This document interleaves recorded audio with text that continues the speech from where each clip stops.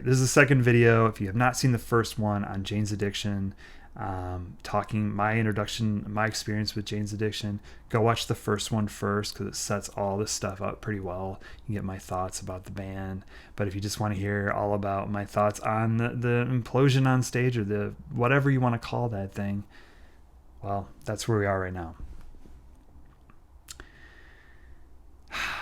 Deep breath. So I didn't buy a ticket to see Jane's Addiction on this tour. Like I said in the last video, I kind of they just were never the same for me. Part of that, a lot of that, most of that, all of that has to do with Perry Farrell. Whatever mojo that guy had back in the day, it seems like he lost it. It seems like maybe that last Porno for Pyros record, and when I say last, I'm not talking about hits or something that's coming out soon. I'm talking about the Good God's Urge record. Feels like he still had something then, and then I don't know if it's just he kept doing drugs or got caught up in his own success of runaway success with Lollapalooza, made tons of money and became a businessman, and broke up with Casey Nicole and married Eddie, who I know nothing about other than she was a dancer, and he tends to put her dancing on stage along with other people on all these reunion tours, which also just seems so weird to me. Like, didn't seem like it was a Jane's Addiction thing to have nude models, or not nude, but like very scantily clad models. It seemed like something that Jane's Addiction were totally against back in the day. And they want to be like Motley Crue doing that shit. So I never understood that, but it makes sense, I guess, if he ends up marrying one of those dancers that he hired to do that back in 1997. It makes sense, I guess, why he would keep doing it. But that was part of the reason. I mean, certainly not the real reason. The real reason for me is, like I said, I think he lost his mojo and he became very uninteresting. Also, his singing voice really changed. I saw some interview a while ago with Dan Rather, where Perry Farrell sits down with Dan Rather. You should definitely check that out if you have not. It is quite entertaining, quite interesting how Dan Rather really likes Ritual de lo Habitual. I mean, Dan Rather rocks. I love Dan Rather. He's great. We were lucky to have him as a journalist. We are lucky to still have him. And it was very interesting just to interview. But one of the things I can't stand about Perry nowadays is he holds his microphone about a mile away from his face, and he's obsessed with echoes and the way his voice sounds. And I mean, yeah, there was a lot of echo in his voice back in the day, but he didn't have this big console thing where he's messing around with knobs, and I don't know. His voice changed. It doesn't seem like it's the same guy or the same kind of emotions in it. Didn't interest me. But I liked what I started to hear from some of these live clips. So I was thinking about going to the show. I did not buy tickets here for the show in Washington. It's at a theater that I wasn't used to or familiar with. My girlfriend has a mold allergy, so we have to be a little careful about places we go. So sometimes old theaters, really old ones, are not the best place to go. But Love and Rockets were opening, so it was one of those shows where I thought, you know what, day of show, I might try to get a ticket. And usually when I do that, I'm very successful. I can think of very few times when I've tried to get a ticket the day of and something hasn't worked out for me. So that was sort of the plan, read some reviews. It was a ways off yet.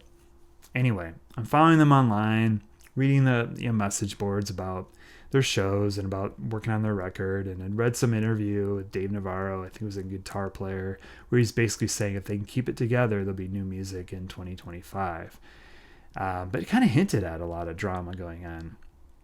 Well, we all saw that drama on September 13th when they're playing in Boston, Massachusetts, and Perry Farrell stops during Mountain Song, starts screaming lyrics at Dave Navarro, and then proceeds to push him. Dave Navarro looks absolutely stunned. Then Perry throws a punch. By then, the road crew is up there trying to separate the two. Eric Avery goes over, tries to separate things more, and ends up punching Perry, it looks like 3 times. And then recently, there were 2 guys that actually worked with Jane's Addiction. One of them is a guitar tech for Dave Navarro, but actually worked for the whole band. His name is escaping me, but I will put it up so you can see, because they do a really good job of breaking down what happened and all the issues that were there. And boy, is it interesting to unpack. So apparently, when they got back together, they agreed to be a democracy. And I think it's kind of like the way that REM agreed from day one to be a democracy, where any one person could have a veto vote on decisions. So apparently, that was what they all agreed to when the original four, including Eric Avery and with Dave Navarro back, Stephen Perkins, Perry Farrell, when all four of them got back together, they agreed to that. Well, kind of, I guess the first point of contention came with the background singers when Eric Avery, and I don't know if Dave Navarro said it too, we don't want these background singers. And Perry wasn't too happy about that. Why? Because his wife is part of that, and his wife is usually part of whatever he does these days. Now, I should mention, I have seen Perry Farrell somewhat recently. I saw him on the Kind Heaven tour when he played in San Francisco. It wasn't really even a tour. It was like, I think he played in San Francisco to like warm up for what was supposed to be his Vegas experience. I don't know that anything ever happened with that. But anyway, it was a pretty good show, promoting a record that I found hard to find anything really redeeming about it. It just sounded okay as I played it. But he played some Jane's Addiction songs and seemed like he was on another planet half the time. But it was Perry, and it was fun, and I really enjoyed it. And I'd go see that again. I mean, it was cool to be in the same room with him. He passed out menorahs, talked about Hanukkah a lot, and talked about a lot of spirituality stuff. So anyway, I'd seen them somewhat recently, but I understand, Eddie was part of that show. I understand the dancers. I understand wanting that part of your thing. I also understand 100% why the other members would not want that. And I think they said, hey man, it's different times. Like we can't be doing that anymore. And I mean, I would argue it's never been a good time for them to do that, but those are just my thoughts. Way different, I think, to have cool ass sculptures that you make yourself. Provocative sculptures, this one or the one Siamese twins with the rocking chair going the other way with the hair on fire, naked. It's pretty artistic and weird and cool, whereas just having people, scantily clad women, dance provocatively on stage is a totally different thing. That's just me. Anyway, I understand where they're coming from. Apparently, the band wanted to put videos behind them, so the other band members came up with these ideas for video treatments, ran them by Perry. Perry vetoed it, didn't want it. Then Perry goes to the desert with Eddie and other dancers and films these dancers, makes a film of it, says we should project this behind the stage, and the other members again veto it. And apparently he gets really upset, and this is on the eve, I think, of the Las Vegas debut, the US tour, and Perry leaves the band, and apparently the band was broken up for a while, and the other members, there's 2 hours from showtime, all kinds of calls are being made. Again, I'm getting this from that interview that I will definitely link below rather, and all kinds of calls are being made, and Perry's being talked into, possibly, can you please just, rejoin the band and play the show? There are people entering the concert venue already. And apparently the other three members talked about going on by themselves. I mean, it seems like they had a really good thing going, like really working well together.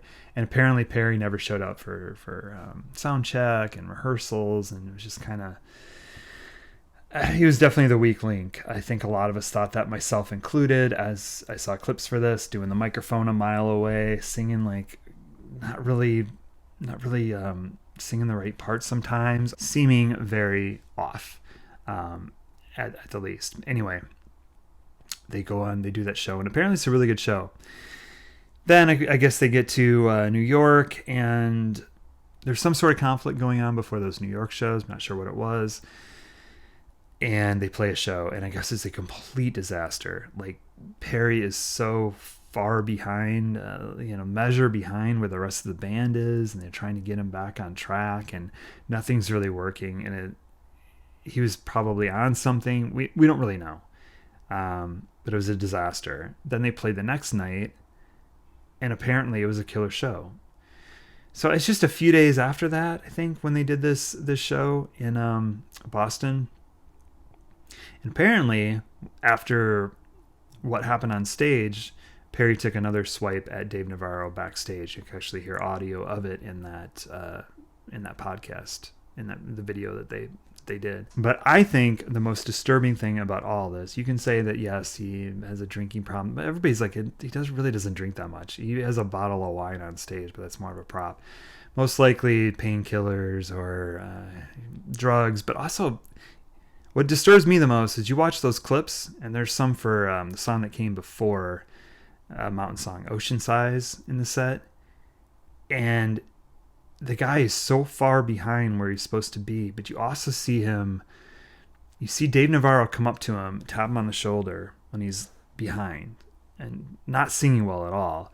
Taps him on the shoulder and does this kind of like come here gesture to him. But then Dave goes straight into the solo. So it appears that Perry kind of sang over Dave's part when Dave was trying to do the solo. Dave taps him on the shoulder and says, "Hey, okay, I'm going to do my solo now." And if you watch that, you can see serious glare and hatred coming from Perry's eyes, like just glaring at Dave, like, what the hell did you just do? And apparently there's other, like, you can see the two members, Perry and Dave, and I think maybe even Steven, kind of huddling or looking at each other on the side of the stage, like, what are we going to do about this? How can we get him to kind of catch up, or, sing when he's supposed to sing, either bar behind or whatever. But it's then, I think, the next song when Perry just starts, again, disturbing as hell to watch, just starts like screaming lyrics kind of at the crowd first, full of obscenities, and then turns his attention to Dave and then just gets in his face screaming these lyrics, screaming them, and then pushes him. And Dave's look is kind of like priceless, right? Like a wounded kid. Like, the guy had long COVID, and then he got COVID again, I guess, on the European leg of the tour, and just looks at him like, what is going on? What are you doing, man? What is going on?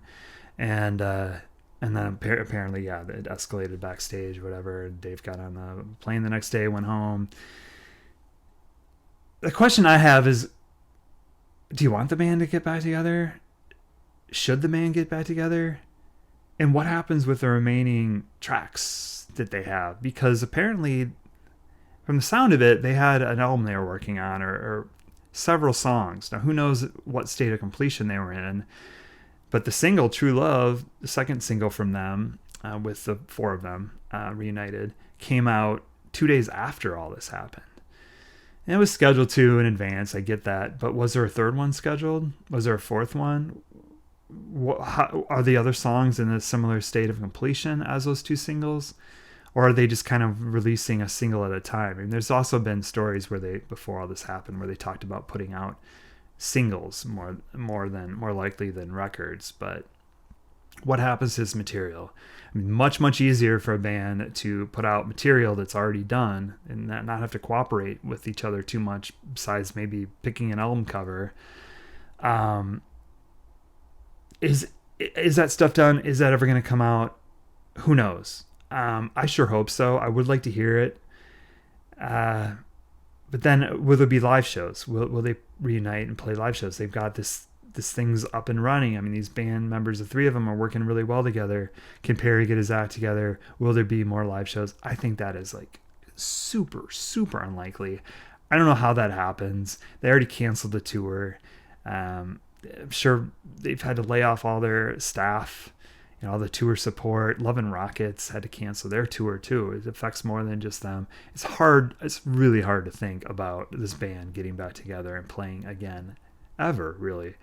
And personally, I don't really care about that. I think that ship has sailed. I would love to hear this music if it's out there. If an album can actually be salvaged from all this, I would absolutely love to hear it. But it begs a question, though. Why? At some point, why are these bands obsessed with reliving the past? I get that it's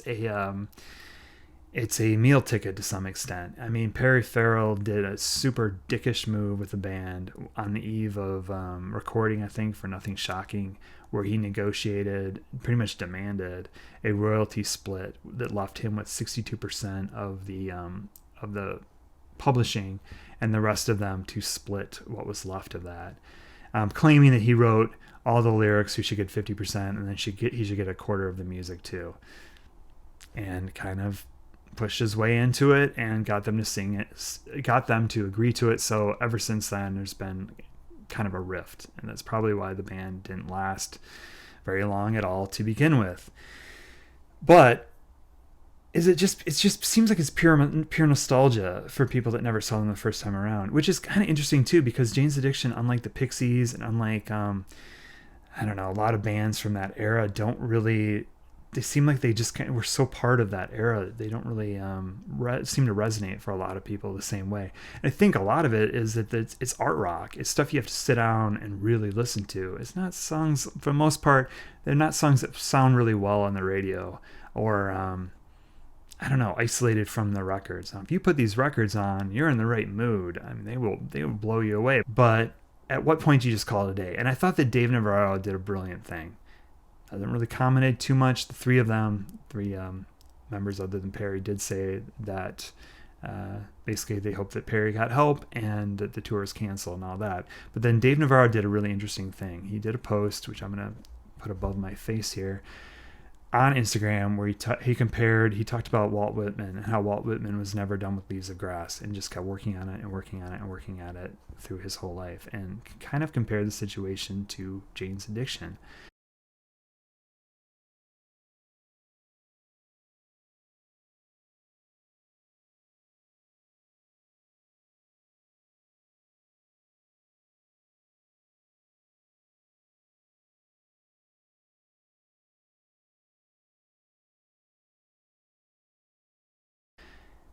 At what point are you just done? At what point are you like, you know what, we did some really cool shit back in 86 through 91, really, really cool. Onward, you know. But like I said, I do get that it's a financial thing, because Perry took 62%. I mean, my God, these guys go on tour, they have a new record. I don't know, the record's actually bringing that much money, but the tour would. And I'm sure it was really cool to try to recapture that. But yeah, at what point is it just over? At what point are you like, why are we even pining for something that just doesn't really exist anymore? Again, I would love to hear those demos. I would love to hear what, if there's a full album there. Yes, I would absolutely love to hear it. My proposal is that the liner notes are that quote that David Navarro had. Put that right in there. Put it on the cover. It just sums it up perfectly. You could ever really recapture that, but I think they probably have some good material when they tried. So I don't know. I'm gonna always think of Jane's Addiction as breaking up in 1991, and I don't even count those reunion records, and I never saw them again after that. So for me, it is firmly part of that period of my life, and I don't listen to them. I really don't, the way that I used to at all. But there's times when I'll put on the records. Like I haven't done Nothing Shocking in a while, actually. I did this one when I bought it a year or so ago, 2 years ago, and I just absolutely loved it. It sounded so good, especially that second half of it, the second record from 3 days on, just sounded absolutely amazing. But what should we really expect from a 65-year-old guy who's, I don't know, got tons of money, but also might have some serious mental health problems, and whose voice is not what it used to be, and whose soul probably isn't what it used to be. Anyway, those are my thoughts on Jane's Addiction, the whole blow up on stage. Be curious if we hear anything going forward. Like I said, would love to hear some new music. Maybe it's 10 years from now, we get the lost Jane's Addiction tapes and we hear some of this stuff. Maybe not. Maybe they just put it out. You know, just like, you know what, here it is, fine, it's done, here it is, close a chapter on it. And yeah, like I said, I think that Dave Navarro quote would be quite appropriate to have as part of that package. Thanks.